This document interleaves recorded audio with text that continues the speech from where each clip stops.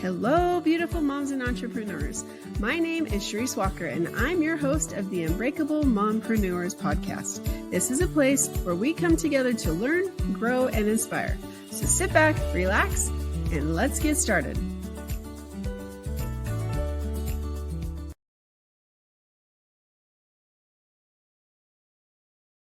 If you are feeling like what you're doing in life, you're just kind of burned out, or you feel like there's something more, well, Shannon Russell is the founder of Second Act Success Center. And so I'm going to have her introduce herself. But yes, this is the time where if you feel like you need a pivot, then listen up. So Shannon, without further ado, why don't you introduce yourself?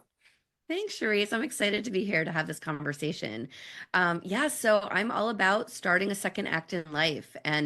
And for me, I had a dream job. I wanted to be a television producer and work in Hollywood for my entire life, since I was a little girl. And I was able to accomplish that. I worked in television for 16 years.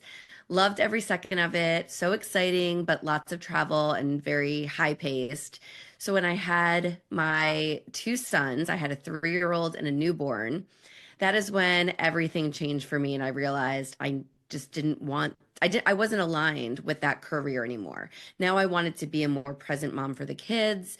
And that's where everything kind of changed. And I started looking at what else can I do for a second act. And from there, I opened a franchise business, really learned about what it takes to build a business. And a few years later, I decided to open Second Act Success Coaching, where I now help other women leave their 9 to 5s and start a business. Because I feel like, especially when you get in your late 30s, 40s, 50s, you realize that the job you picked at 20 doesn't always fit you later in life.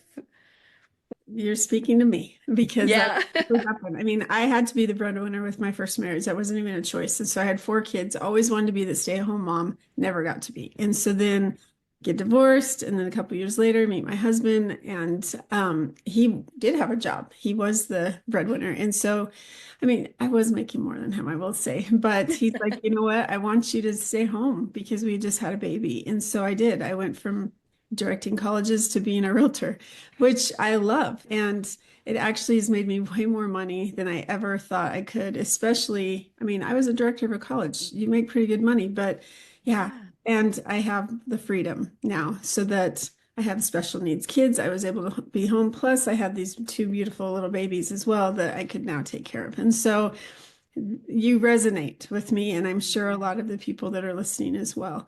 And so to go from production and all of that, like high pace and stuff, how did you pivot to learning about businesses and then being able to teach people about business?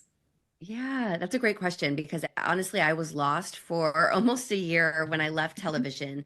I was like, what can I do? Because your skills I felt were very niche in the entertainment industry. And I'm like, how is that going to relate to anything else? And it took a lot of soul searching, and I was completely alone in a silo. My husband's a producer, all my friends were in the industry. They looked at me like I was crazy for wanting to leave. So I had to figure it out by myself. And I started just first realizing, okay, I'm going to not grieve that career. I'm going to celebrate it and say, I did that. I'm checking the box. What's next? And then I started just looking in words and trying to see, like, what did I do that I want to continue doing? And I realized that I had taken an idea for a show and brought it to the screen. I've overseen large projects, big budgets. I've written copy, I've done marketing. Like I can do all of that for a business. And I started thinking, well, I'm going to produce my life.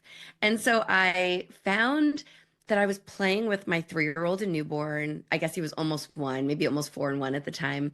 And I was like, wow, my oldest is really building with Legos all the time. And he was getting really focused. And I said, maybe there's something to that STEM education that kids need to really think like engineers and build. And so I was looking at starting a business like that of my own when all of a sudden I found a franchise that did just what I was looking for. And I said, you know what? I've never run a business.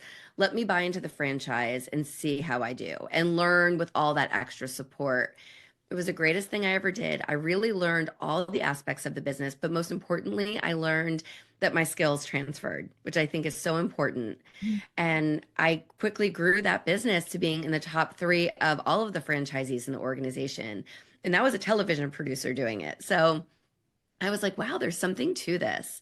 Mhm. And then in conversations, I really realized that there were a lot of women that felt stuck and they saw that I went on this really crazy juxtaposition of careers and they said, can you help me?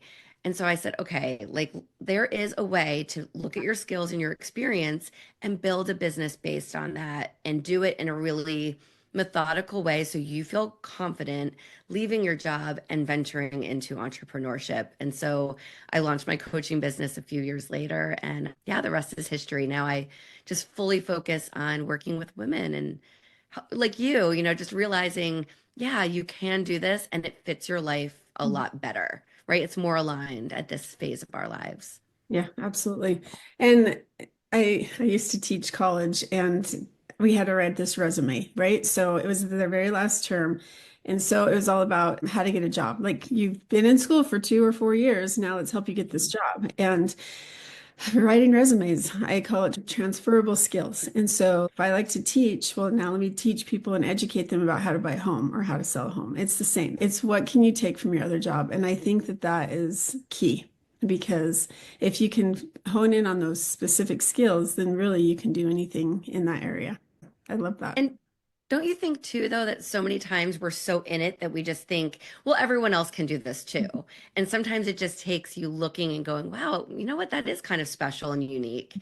I can take that with me, and not everyone knows how to do it. So it's going to benefit who I'm serving and help in that business. But sometimes we just need that outside perspective or just to reframe our mind to say, no, what we have to offer is really valuable. Yeah, I agree. Okay, so you leave the business, you buy the franchise, and then the franchise is not the current company you have, right? You I sold that a year ago. Mhm. Okay, so how did you get clients for this new company that you've started? Yeah, so I had customers from my franchise that were asking me to help them. I had some friends, and I started a podcast around the same time. So my podcast was is the same name as my business, Second Act Success. And so I started the podcast to really share people's stories like yours of how you went from the first act to the second act to inspire listeners. And as I did that, I started getting clients from the podcast. And then as I was kind of trying to wean off my franchise, I was really getting more hands off. I had a team that was running it. A lot of local mom entrepreneurs or wanted to be entrepreneurs were seeing that I was doing something else and they knew me as the business owner of the franchise. So they started asking me, and those were some of my first clients, were just moms that, you know, kids came to my franchise company and I started helping them take this idea for a business and truly build it out. So yeah, that's where it kind of started. And then people outside of my circle through the podcast and word of mouth and has just grown over the years. Isn't it interesting how important it is to maintain relationships? Because if you burned that bridge because you're like, I don't care, I'm selling business anyway, then your reputation is everything. And so if you don't take care of your clients and take care of the people and be genuine, authentic, not going to be able to carry them over. And so you were able to bring them over. You created the reputation. Even though you sold the business, you still had the reputation. And so you were able to get clients from that. So I think that's fantastic. Hmm. Yeah, that's important in any industry, don't you think? Absolutely, 100%. Mm. Yeah, there's this person I hired as a coach, and she is great on stage. Like she can take a room down, and people are like, "Oh my gosh, she's so." But if you go under the surface, there's two different people, and unfortunately, I think the reputation is starting to catch up because you can deliver on a stage, but if you don't follow up and back up what you say and what your claims are, it does affect you. And so, yeah, your reputation, it's how do you want to be known and sticking to your true and core values. So, Mhm. I agree. And um, being genuine, like you said, not being fake about it and really truly caring about the people that you're working with and wanting mhm. to see them succeed, I think is so important. Not looking at the price tag, as a person with a dollar sign. Yeah. Yes, exactly. So what are some of the things that you learned from the business that you built and sold that you have transferred to this new company? I think it's relationships, like you said. It's really just seeing that by having those relationships, by seeing that success can be made in one business, I was excited to start another business. I think when you leave a corporate job and you start as an entrepreneur, you say, wow, this is really fun and it's challenging and it's overwhelming all at once. But Mhm. you see some success and you're like, well, I want to start another business and I want to do another venture and I want to do this. And so I was like, let me add it. Now I have my clients. I have the podcast. I just wrote a book that's coming out this spring. And I'm seeing that there's multiple ways to reach people and have an impact. And with my franchise, I worked in one little territory. Now I'm able to talk to people all over the world. And with my book now, I'm hoping to help that many more people get that inspiration and those tips to make a change. So, yeah, I feel like I learned that you can really have an impact on others and to just keep communicating, keep putting yourself out there and view that challenge as an adventure, right? Just make it fun. Yep, that's great. Okay, so talk to us about your new business. Like, what are you doing now? Yeah, so with Second Act Success, I'm coaching one-on-one. I have a course. I tried a membership for a little while, and then I realized that there wasn't really too much of a need for that. So I worked a lot of what was in my membership into my course, my program, which is like a course that you can take on your own plus group coaching. And that's really what I'm focusing on right now. And then, of course, the book takes up a lot of time, as you know, to get out. It's Yeah. another business in itself, Mhm. but super, super fun, scary and exciting all at once. Mhm. But yeah, I'm just really enjoying the one-on-one work with clients and seeing the progress. I have a client, I feel like I like talk about her all the time, but she was working as a teacher when we first met, and then she started these small children's classes on the side, and Mhm. she started building it and building it and building it. And then she said, you know what? I want to open a brick and mortar. And I had a brick and mortar with my franchise. So she's like, can you just tell me everything? Can you help me do it? And I did. And she opened it last fall. And it's just incredible to see that she was able to quit that job, grow Mhm. this small business until she felt confident. And now she has like this dream center that she wanted. So I love those one-on-one relationships to really see that progress and feel like they're your kids. You're so proud of them. No, that's really cool because that's not easy. I did that with a college and it's hard Right. Oh to my open. gosh. I mean, even to the point, I think someone said, don't forget the trash cans. And I'm like, what are you talking about? She goes, oh yeah, we opened this whole school and then kids had no place to put the trash. I'm like, noted. I'll order trash Wow. immediately, you know, but Did it's you just, open the whole school yourself? yeah. Wow, that's Yeah, it was incredible. a lot. It was a nursing school, it was a dental hygiene school, HVAC. So yeah, it's still open to this day. I'm not part of it, but yeah, it was good. So Mhm. yeah, don't forget the trash cans. That is amazing. Like every last detail, right? Yeah, maybe I'll write a book about that, right? I Don't think you forget, should. listeners. So what's your book about? My book is really about my career transition and everything I teach. It's called Start Your Second Act: How to Change Careers, Build a Business, and Create Your Best Life. So really my whole mission of just trying to get people to realize that they don't have to stay stuck Mhm. forever, because I think a lot of women especially want to put it off till that perfect time. And there's never going to be a perfect time. So why not at least try? And if it doesn't work out, you're no better, you're no worse off. Amen to that. So if you continue to put off, you'll regret it. And so it's like just get started. And even like a book, how long did it take you to write your book? I started a little over a year ago, but same thing. I was running two businesses with two Mhm. little kids at the time and a podcast and did not have the time for it. But it was one of those things where I was like, if I don't do it now, I will never do it. So you have to just make those hours when they're in school really, really productive. So you probably didn't have a lot of trauma that you were dealing with writing your book, but like you go back to some of the things you think about and that you do. And so was it kind of difficult mentally to relive some of that stuff, or was it okay?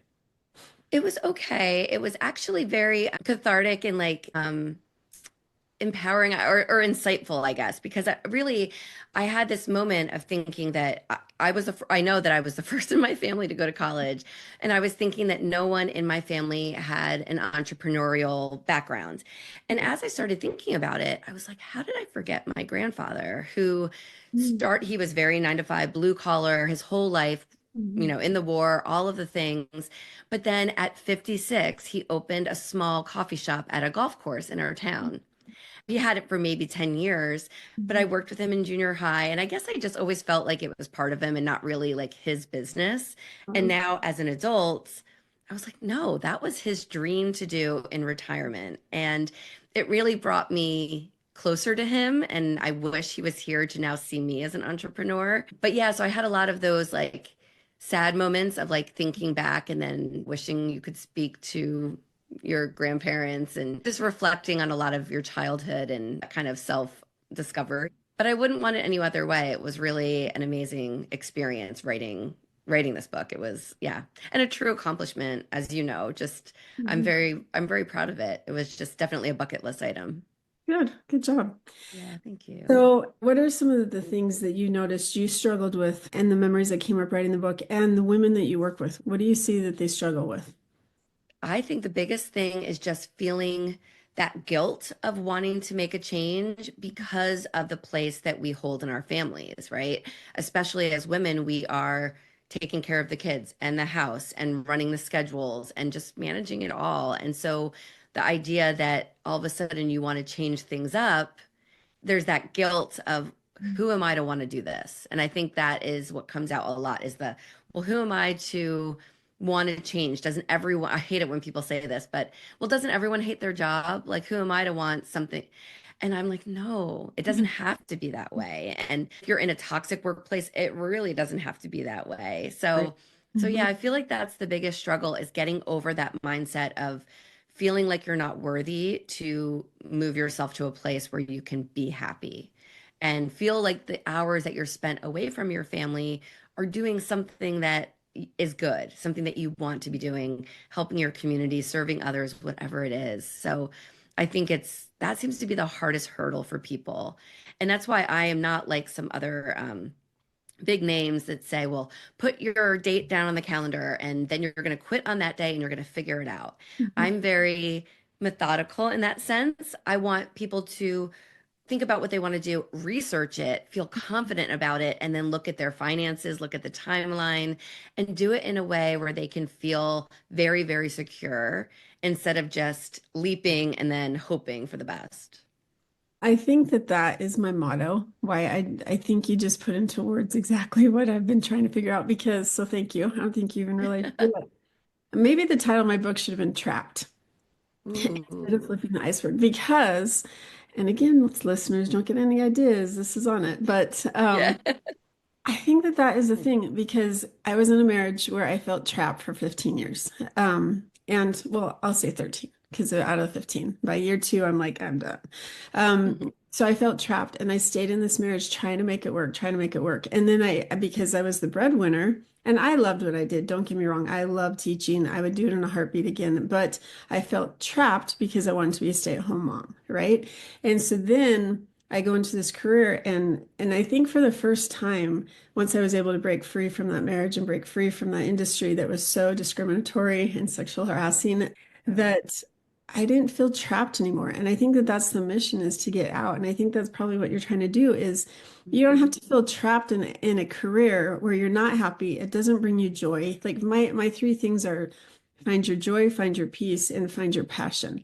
And if you can do those things, then you can have the life. And I truly believe we're put on this earth to find happiness and to bring happiness and joy to other people. So if you're miserable all the time, like what are you trying to accomplish? You know? Mhm. And so thank you. Because Yeah, no, your your missions like it's all very aligned. I feel like we're super super aligned with that. And I think it goes back to that piece of like don't grieve what you're trying to leave too. Like ooh, just say, good okay, well one. that was great for the time that it was, right? Like and say, well, what else is next? And it's an adventure. You know, it's like another bucket list item like we were saying. We get this one life to live, so just don't take it for granted and know that yeah, you loved your job when you were in your 20s and 30s, but in your 40s, it might not fit you. So, what will fit and work towards that? Because it's that joy that you were mentioning that is what life is about, I think. And we want to strive for that. I think that that's something that's really important. Like at the beginning of this year, I think we were 2 weeks into the year, and I think either I or people I knew had lost. Like 20 people had lost someone they knew within 2 weeks, like the beginning of this year.